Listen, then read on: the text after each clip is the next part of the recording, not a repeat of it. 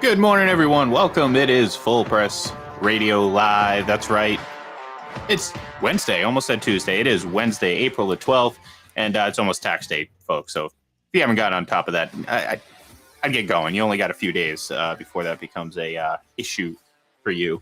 Not a lot going on, except for the NBA play-in tournament. Still no news on Aaron Rodgers, so we're still waiting anxiously for that, John. But you could at least, in the time being, sport your LeBron James Lakers jersey, because I know that's what you were doing last night watching the play-in tournament. Wow, what a game that was, right? They're down 15 in the third quarter. Then it looks like they win the game, and then kind of a bogus call against Anthony Davis, which sent Mike Conley the line for 3 free throws, which forced it into overtime.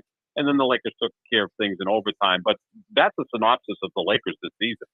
Get behind, come back, take the lead, nearly blow it, sometimes win, sometimes lose, or they have a big lead, blow it, come back, take a lead, and then lose it. I mean, this has been what their season has been all about. Although now, the last 25 games, including last night, they're 18-7 since Anthony Davis has been healthy, and since LeBron's come back, they look like a title contender. I don't know if they're going to make it through the Western Conference, but I don't know who's going to make it through the Western Conference, because every team now in the playoffs has major question marks, whether it's injuries or lack of experience or never being able to really break through. I mean, the teams that break through recently, of course, have been Phoenix, Golden State, of course, and then LeBron James. So, but those teams have some injury concerns. So it's going to be wide open in the West, but they got in, which is the most important thing, and now they play Memphis.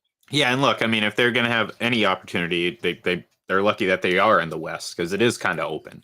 I think we feel like the Suns are probably the favorites, just by virtue of having Kevin Durant and what they have. But still, there's look at the play-in tournament right now. You have the Timberwolves, who they just played, who obviously Rudy Gobert had that situation just a few days ago, and they're kind of a mess right now. It's not much different in the East. The Heat looked awful yesterday. A team that just, like you said right before we got on the air, didn't realize it was part of the play-in tournament. It was just more or less another regular season game for them. Certainly a regular season game over the last month or so where they really haven't looked good at all. So, I'm personally not a fan of the play-in tournament in general. I kind of think it's pointless. I don't. I don't feel the need to have this one game playoff after 82 games. Like, if you're not in the playoffs after 82 games, I'm sorry, you're just not in the playoffs. You know what I mean? I don't need that extra team. There's not this urgency to get an additional team in. Plus, it's like, look, basketball, the difference between basketball and hockey, I mean, there's a lot of differences between basketball and hockey, obviously. But, when it comes to the playoff season, both running concurrently for the most part, there's really not any opportunity for surprises early on. Generally, the better teams are always going to win. And it's far less competitive, certainly early on. Like, the 1-8 matchups, like, I mean, how often has it ever happened that an 8 seed beats a 1 seed? You could probably count. Only a handful of times, yeah. Yeah, so it's really just like, it's not something that happens a lot. Obviously, this is a situation where it's like, yeah, it's nice to have that extra, kind of artificial game 7 to end the season, so to speak, where it's like you can kind of get excited. Well, Lakers fans and all that stuff, they can get excited and, big time playoff game. But the reality of it is, it's really, to me, it's kind of pointless, and I really hope the NHL doesn't eventually follow suit in some form or fashion, because I would hate that. But I think the big issue is load management, right? So that's the problem with the NBA. So I think the commissioner decided that this might be a way to go to curb that a little bit. So now you have 7, 8, 9, and 10 still playing for something down the stretch.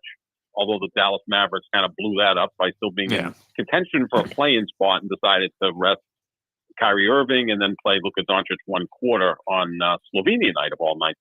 So, I think at first I resisted, but I think it's okay now, only because it keeps more teams in. And quite frankly, a team that's won through the play-in has never won a series. This is only the third year, although I think the Lakers can beat Memphis. But for the most part, it's you get in the play-in, You win one game and you get into the playoffs, and then you get eliminated by a much better team. That's the way it normally works. Yeah, I mean, and I was just going to ask the question though: do we really need more teams in contention late? You know what I mean? But that's kind of like my point. It's like, do we really need the 8 and 9 seed or the 9 and 10 seed somewhat in contention late in the season? And it's like, it's one thing if we're talking about a bunch of teams above 500 or whatever fighting for that type of thing where they've had good seasons. It's like, no, in some of these situations, it's, teams hovering around 500, under 500, and it's like, do we really need those teams in playoff contention? I'm just saying, like, I just hope. Look, I think messing with these playoff rounds are kind of. You shouldn't. I like the traditional 1 versus 8 seed setup. Like the NHL shifted to the divisional type situation, which it's not terrible, but I still prefer 1 versus 8 because in a lot of situations, sometimes the best teams don't meet at the end. And by that, I mean, like, sometimes you're getting those key matchups in the second round as opposed to the third round, the round that brings you to the championship round. So to me, it can kind of mess with that a little bit. And I feel like overcomplicating things is just going to make it worse. There's no situation where you're going to make the playoffs better. I think the playoffs are the playoffs. They're going to be great no matter what, unless you start tweaking them to the point where it's just exhausting. Like, keep it simple.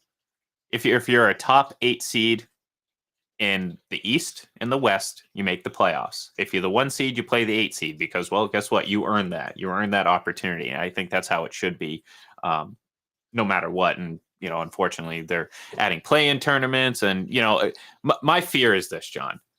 When do these leagues ever stop? You know what I mean? Like, first, it's the play-in tournament. What's going to happen next? Are they going to have are they going to expand the play-in tournament so that maybe the first week of the playoffs are seeds 7, 8, 9, and 10 battling it out in 3 games? You know what I mean? Like, when's it going to end? So for me, my fear maybe is a little irrational, but I feel like this is just going to lead to something else and something else and something else, when reality is they shouldn't mess with the playoff format. It should stay exactly the way it is in both leagues, in my opinion.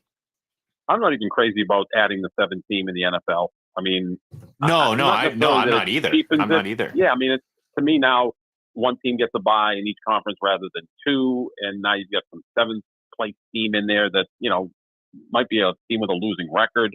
And again, look, the leagues just want to create more money. That's all this is about, right? So now there's more inventory for the TV networks. There's more gates for the Lakers and the Heat and everybody else that gets a home game. So yeah, that is pretty much what this is all about. They're trying to keep it as competitive as possible because we see what the NBA is all about with load management. And although hopefully that'll be curbed a little next year with the new CBA, where you have to play 65 games to be eligible to be all NBA or MVP or Defensive Player of the Year. And we know that's all tied to contracts, so maybe players will play more next year, which is a good thing. So yeah, I think in the end, you're probably in the Eastern Conference. I think we're all in agreement for the most part that it's going to be Celtics, Milwaukee. But in the West, it is so wide open. Like, if New Orleans or whoever, Minnesota's the 8th seed, I think they'll give Denver a fight. And Denver's been the best team in the Western Conference this year. And I certainly think the Lakers can beat Memphis. I mean, the West is just an anomaly this year. It's just completely wide open. The best teams in the West might be 4, 5, 6, and 7. The Suns, Clippers, Golden State Warriors, and Lakers. Those might be the 4 best teams in the Western Conference going into the playoffs, but they're not seeded that way accordingly. But yeah, I see what you mean. You just don't want to get more and more teams involved because it kind of cheapens the whole run of it all, right? Yeah. Where if one game, especially in that sport, where there's 82 of them in the regular season. Yeah, and it's kind of like. Yeah, no, that's exactly what it is. It's like, what's the point of playing 82 if all it takes is just that one? You know what I mean? So, I don't know. I mean, I'm all for, I talked about this a few weeks ago with, when we were talking about World Baseball Classic. Like, I'm all for some inter-league type tournament if you want to start implementing that. I actually think that is I think it's a pretty great idea in terms of if you want to grow and expand the revenue of the game without necessarily messing with it. So in that sense, you could tweak and do whatever you want there, but just keep everything else, traditional. Just keep it 1 versus 8. Don't get too complicated. I don't need play-in tournaments. I don't need. I mean, it's bad enough that some of these 8-seeded teams, and especially in the NBA, have no business being in the playoffs. So, anyways, we'll shift sports to the NHL, a league that will have their playoffs this upcoming Monday, and the number 1 seed in the East in the entire league set another record last night, Sean. Ho hum. Hey, Boston Bruins, that's all they do is set records. They surpassed the 1976 Montreal Canadiens with 133 points. They have a chance to get to 135 tomorrow against said Canadiens. We talked about this on Monday, obviously, when they broke the wins record. We're running out of superlatives. We're running out of adjectives to describe the significance of this season, not only for the Bruins, but in league history in terms of most wins, most points, top to bottom, everything that they've accomplished this season. And, I part of me was like, pinch me, make sure, is this real? Is this really happening with this Bruins team? Obviously it ratchets up a notch, starting next week when they face, whether it's the Islanders or the Penguins or the Panthers. One of those teams is unfortunately going to get the wrath of the Boston Bruins in the first round. And, I've said it so many times, I can't backtrack now. I think this team is built for a long playoff run. I think they are ready for this long playoff run. This is not a team that's going to be caught off guard by the nature of the playoffs. This is a team that is well led in terms of their leadership, their captains, the veterans on this team. And of course, they have talent. And that's, when you can combine all those 4 things and make it work, that makes you a very, very dangerous team. And I think this team is somehow, John, I think they're peaking now at the end of the season. Like how incredible is that? Resting players, resting players, right? It's not as if they're just bringing their top 20 players out there every night and going all the way for this. I mean, every night they have 3 or 4 of their key guys out. I mean, this would be like the Patriots down the stretch in 2007, playing Brady a half, Randy Moss a half, and still continuing to win, right? Bringing in Matt Castle as a quarterback in the second half of some of those late season games. It's remarkable. It's not like they're all the way in and just trying to set all these records by playing Bergeron every night.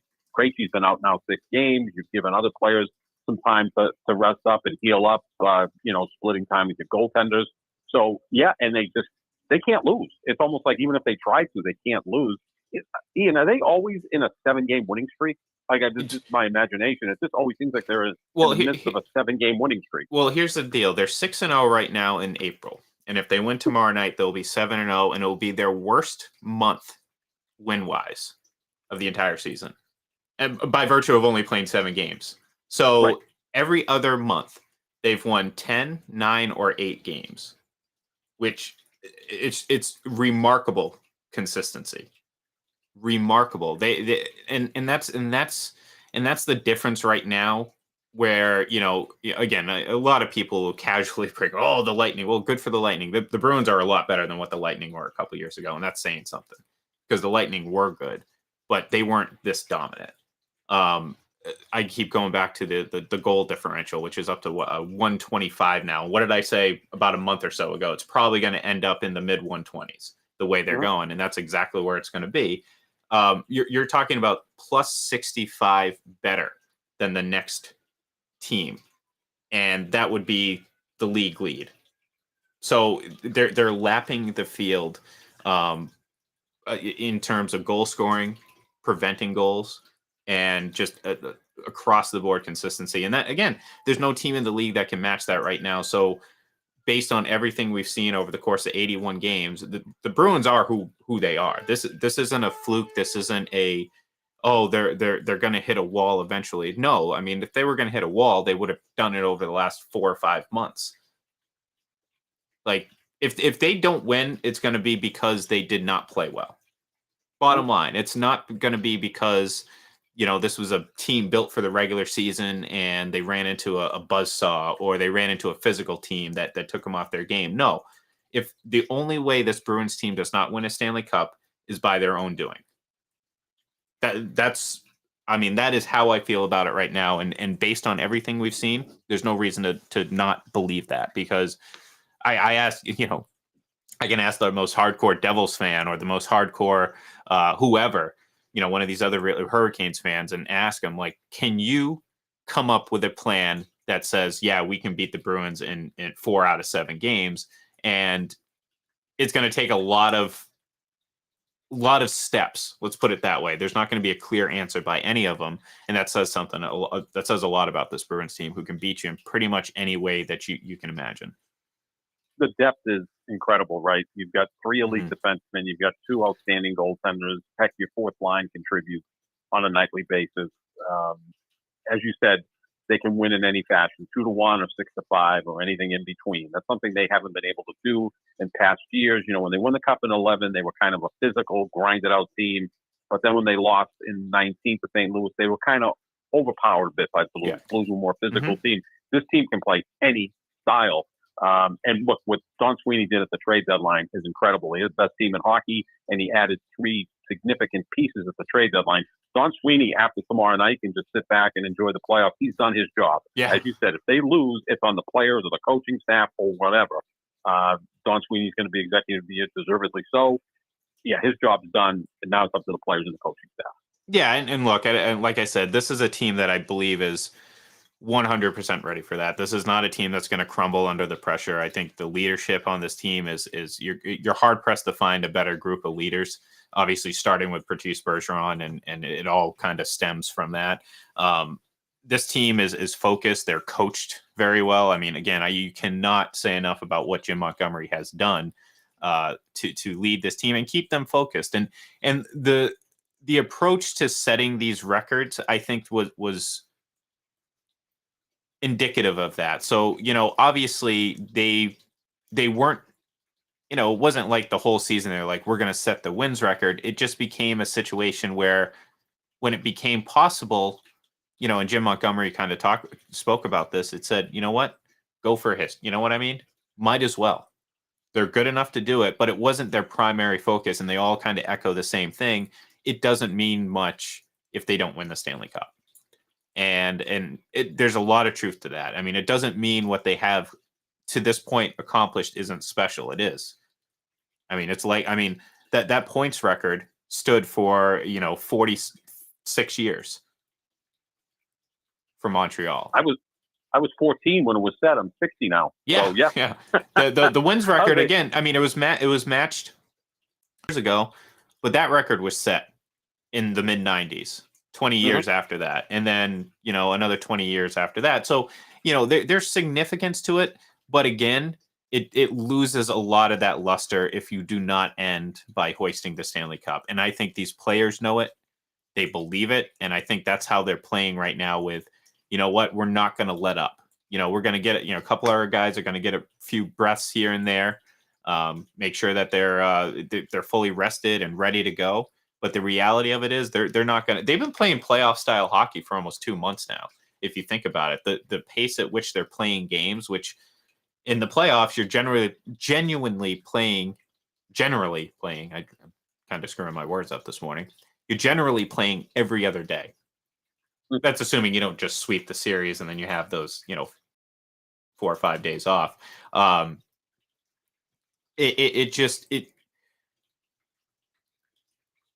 It seems like this team is just they're prepared for this. They are mentally, and I think that's the biggest point, they are mentally prepared for the playoff run. Unlike maybe some teams in the past that might have Florida, for example, last season, great example. They had a phenomenal season, obviously not 62 wins. I believe they ended with 58. Number 1 seed, but they kind of just buckled under that pressure. And that's a team that doesn't have that, or didn't have that history to fall back on. And the Bruins have that, obviously, a recent Stanley Cup final appearance. The guys like Bergeron and Krejci, who I mentioned, they've already won a cup with this Bruins team. So there's something there that they can build off of that I don't think was there for Tampa Bay a few years ago before the run of winning a couple Stanley Cups. So yeah, I mean, look, it's they have one more game left against Montreal. Cap it off with another win, and you're setting a record that likely will not be broken for a very long time. Like, again, it was hard enough to get to 62. I told you before when we talked on Monday, they were the only team that actually had an opportunity to win their 63rd game, and now they're going to have a chance to have 65, and that's just, to me, I feel like that is a record that will not be broken for a very, very long time in this league. So, yeah, so go Bruins, right? Yeah, you're talking 65, 12, and 5 if they win Thursday night in Montreal. Those numbers are just, like I said, staggering. If you can get to 50 wins in the regular season, that's really good in the NHL, because you throw in overtime losses. Maybe there's 8 to 10 of them, and you're up to 110 points, and you're probably second and third in your division and a playoff team, and certainly maybe even a Stanley Cup contender. So what they've been able to accomplish is really staggering. And I look back to Tampa 4 years ago when they had that great year. They were 7-4 down the stretch, so they weren't playing their best hockey. And Columbus was a tough matchup for them. And then Columbus sweeps them, and I believe outscored them 19-7 in that 4-game series. It was weird. It was just like the games weren't even close. So I think the Bruins right now, as I said, and I'm not kidding, they're always involved in some sort of 7 or 8 game winning streak. So what makes you think someone's going to beat them 4 out of 7? And they're closing strong, and their depth is just incredible, and their versatility even more impressive, which means, whoever they play, if it's a physical team, they can outskill them. If it's a skilled team, they can out-physical them, and then everything in between. Yeah, and look, I mean, there's not a flaw in this team. I don't see one. No. I can confidently say this team does not have a fatal flaw. And that is rare, because even some of the best teams always have that thing. Like, you can maybe point to the power play and say, oh, well, they're not that great in the power. Well, it doesn't matter, because they're the best 5-on-5 team, Mm-hmm. And I could care less about being great on the power play if you're going to be great in every other aspect, especially on the penalty kill, which I think is a little bit more important to be great at. So it seems to be lined up for them that, is it going to be easy? No, none of these things ever are, but it's going to be a whole hell of a lot harder for the teams facing the Bruins than it is for the Bruins. And I think they recognize that if they play their game. And if they play their game, again, you're not going to convince me at this moment that there is a team that could win 2 games, let alone 4, against this Bruins team in any given series. And I don't care if it's, I don't care if it's a New Jersey, Carolina, Edmonton is an interesting situation if they get to the final, maybe a 1990s rematch, Mm-hmm. But even then, probably the second best team in the league right now in Edmonton. I mean, they've been pretty much on fire. And look, the thing with Edmonton then is, though, they're top heavy. They have a great team, don't get me wrong, and they do have depth. But unlike the Bruins, they have 350 goal scorers, which is kind of unheard of. Very very early 90s Penguins of them. When it was Ron Francis, Mario Lemieux, and Jaromir Jagr scoring 50 every season. But they don't have the depth that the Bruins have. They don't have necessarily the goaltending that the Bruins have. Now, do they have the best player? Sure, Connor McDavid. David Pastrnak holds his own, though, and that's the difference. I don't think there's another team or out there that can, at least this season, throw at you a guy that can obviously score at a better pace, or at least a similar pace as McDavid in this situation. And I heard someone say it on NHL, one of the NHL Network broadcasts yesterday, possibly on the radio. I can't remember, but they said David Pasternak's the best pure sniper. That doesn't mean that Connor McDavid isn't a better all-around goal scorer. And I to an extent, I agree with that, because, Pasta's, kind of like Alex Ovechkin in the sense that, he's deadly from those like one-timer spots. But Pasta can also create his own offense and everything like that. Connor McDavid's just on a whole another level. I mean, the guy is just he's a cheat code, and I hate using those stupid cliches, but the reality of it is he is, and he gives the Oilers an advantage in that sense. I just think ultimately the Bruins have too much for them to handle, and it could be a situation where you limit what the top line or the top players can do on the Oilers. I think you'll be all right. You slow down the Bruins' top few players, you still have to contend with the mismatches on the bottom six and second line and all that stuff. So, I mean, Pastrnak is technically on their second line, right? Technically. But this team is almost like line number less. You know what I mean? Obviously, you know who the top players are and who's going to start the situations, but it doesn't mean anything. I mean, the other day, Taylor Hall, his first game back, they started the third line out there. You know what I mean? That's just how it is in hockey. I mean, it's all about really matchups and everything like that. Mm-hmm. And that's really the Bruins' biggest advantage is, they match up well with their top lines against any team in the league, which is obviously what you want. But once you get down to third and fourth line, I mean, that's where the separation really begins. And then you can see where they can start to play with mismatches. And then all of a sudden you can, if you have to shuffle lines, you can throw Pastrnak with Zacha, with Bertuzzi, and all of a sudden it's like, oh wow, they got a line 2.5 here. You know what I mean? Uh-huh. Like, oh, they can mix things up or change up the power play looks or whatever. So it's going to be fun to watch. It's going to interesting to see how they respond. I tend to believe that this is a team that could go 16-5, a few, maybe a 4-0 sweep, a couple 4-2s and a 4-1, that type of series run for this Bruins team. I can see that. And I think maybe even that's underestimating what they can do, because again, it's going to be tough for me to believe any team is going to be able to beat them twice, even if they go up against a team like Toronto in the second round, or even Tampa. Like, this is a situation where finally going up against Tampa isn't that, oh my God, I can't believe they got to face Tampa again. It's like, no, I think the pendulum has swung in the Bruins' favor here in that sense. And that's part of the confidence level going into this, because again, maybe you get to New Jersey in the, Eastern Conference final and you look across and you're like, oh, that's a team we were 3-0 against. Right. In the regular season. And obviously that means nothing when it comes to the playoffs. And I'm not blindly believing, since they were 3-0, they can't be beat. But the point is they've stood up to these teams all season, so it just, to me, logically there's nothing that has happened between the start of this season and this point, certainly this point, considering they've won, again, 13 out of their last 14 games.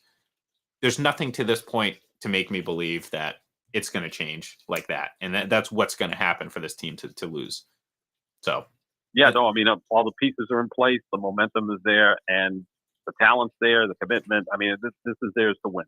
Yep. Without question. Yep.